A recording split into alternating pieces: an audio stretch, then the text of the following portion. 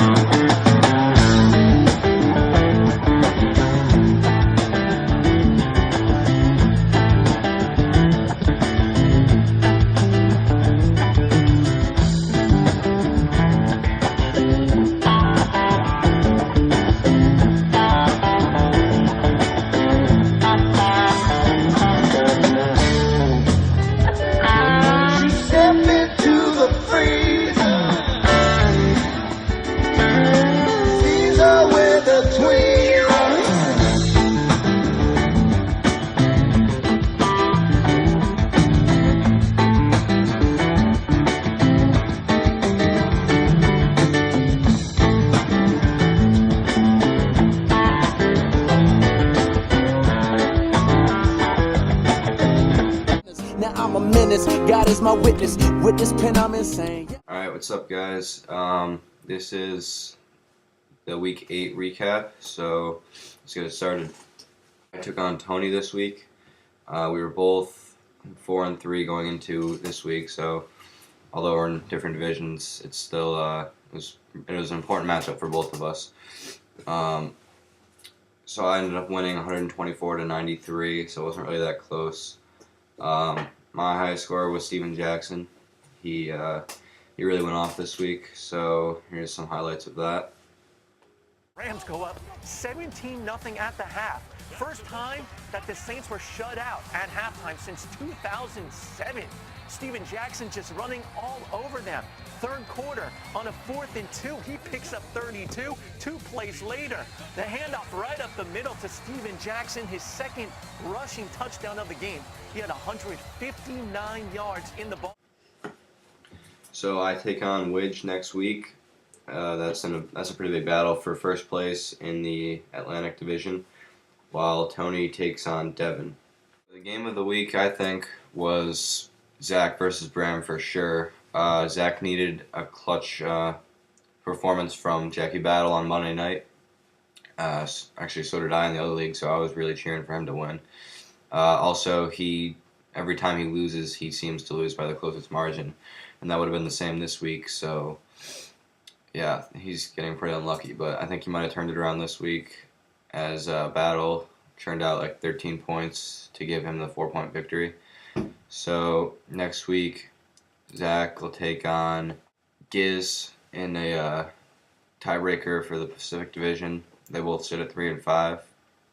Bram will take on Gallagher. Gallagher is 5-3 and Bram is 3-5, so he can even out the standings a little bit with a win there.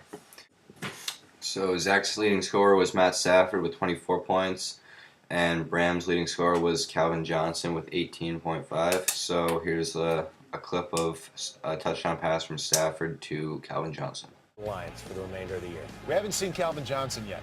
Nope, not yet. In the first quarter, he was totally unseen. But how about that? Look at that Did throw. you see off the back foot again though? A little fling. He's got such a great arm. He can get. Giz played Gallagher this week, and unfortunately, Gallagher ended up winning 138-78. So nobody likes to see that. I don't even think Gallagher wants to see that. Giz is 3-5 now, and Gallagher is 5-3. So he's starting to make some distance in the standings in the Pacific Division. So Gallagher's leading scorer was LaShawn McCoy at 32 points, and Giz's leading scorer was Adrian Peterson at 28 points. So we'll show some highlights of them. 12.5 sacks already. 10 straight games with a sack.